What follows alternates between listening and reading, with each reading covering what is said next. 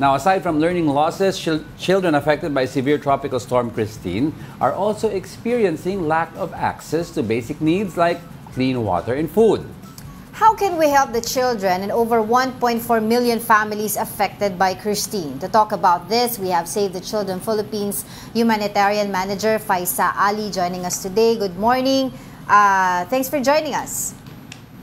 Yan, magandang umaga ma'am and sir. Salamat po sa inyong imbitasyon sa Save the Children Philippines. Si Angelo po at saka si Angela po ang kasama niyo po for today. Yun nga po, no, so far, ano po yung ating general assessment dun sa kondisyon ng ating mga kabataan na affected nga nitong bagyong Christine? Oo. Actually, kasalukuyan, kahapon galing ako ng Batangas, particularly dito sa areas ng Talisay. Samantala, yung mga kasamahan ko ay kasalukuyang nasa Albay at pinipilit pa din namin mapasok ang lugar ng Kamsur, no? At pati na din ang mga areas ng Eastern Samar. Nakakalungkot, no? Dahil nakikita natin na tumataas yung number ng affected population at kanina tinitingnan namin approximately, no, nasa 400 plus children, no, ang affected. Bukod pa ito sa report ng DepEd on the affected learners, no?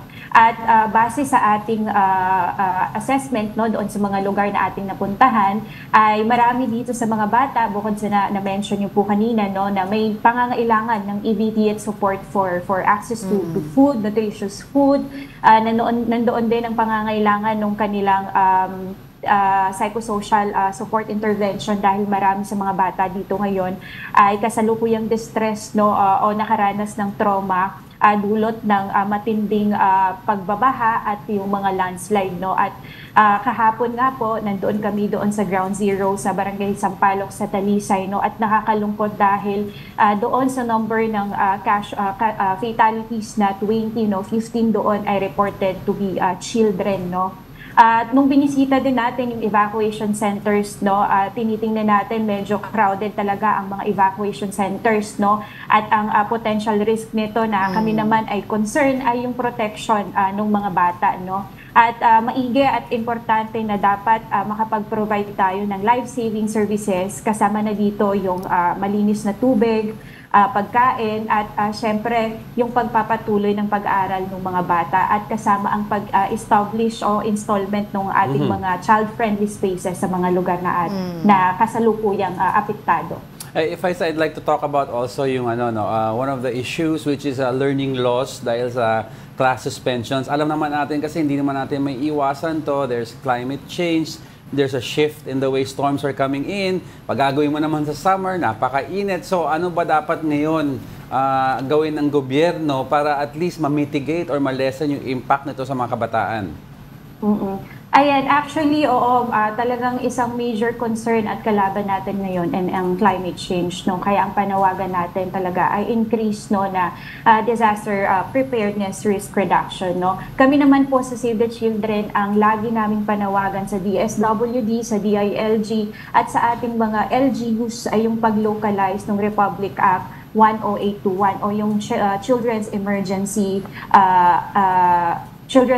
Relief Act, no. Ito ay isang batas, no, na makakapag-provide ng protection bago pa man ang bagyo o kahit anumang crisis o disaster yan.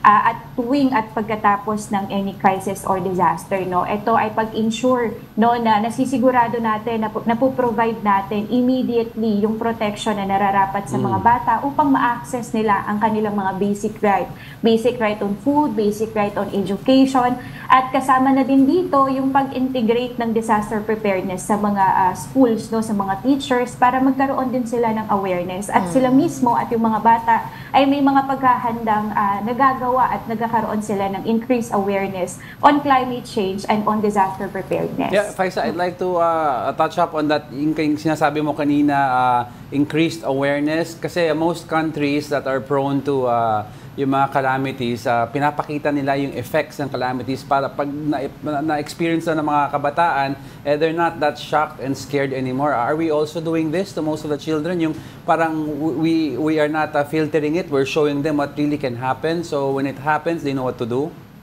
Yes, definitely. In our programs, no, at least, no, there are modules that we've developed, no, that we can share, no, to the children, and this is being implemented widely in our programs, no. Paano ba natin natuturuan yung mga bata para paano magkaroon ng increased awareness on climate change and disaster preparedness? Ano ba ang iba't ibang uri ng crisis o disaster na kinakaharap natin base sa konteksto ng Pilipinas, especially that for the last 3 years, we are in the top disaster risk that's right. at mahalaga itong dapat matutukan natin. Faisa, kanina nabanggit mo, no, bukod dun sa, of course, potable water, pagkain, yan yung mga basic needs ng mga kabataan ngayon na nasa evacuation center. You also mentioned about the psychosocial debriefing. Ano? So how can we make sure na paano yung coordination nyo with the LGU to make sure na nakakadaan, no, dumadaan itong mga kabataan na to dito sa debriefing na kinakailangan nila dahil nga sa trauma na naranasan nila during the onslaught nga nitong bagyong Christine. And of course, to make sure also, itong mga kabataan natin, ay yung safe spaces nila inside evacuation centers. Tayo naman po ay we are working closely with the government, no. Kasama tayo doon sa clusters din na actively supporting the government. At isa diyan ngayon ay naiintindihan natin, no, na medyo overwhelmed din yung ating government, especially the responders and even the DSWD. And isa dyan ang supportang binibigay namin ay pag-ensure na makapag-provide tayo doon sa mga areas, no, na medyo lack pa yung support in terms of provision and psychosocial support, not only for the children, in fact for also the mothers, lactating mothers. Mahalaga yon na nakapag-provide tayo din ng immediate support for them. Alright, sige. On that note, saan ba pwedeng tumulong, 'di ba, yung mga ibang kababayan natin tungkol dito sa Save the Children Philippines?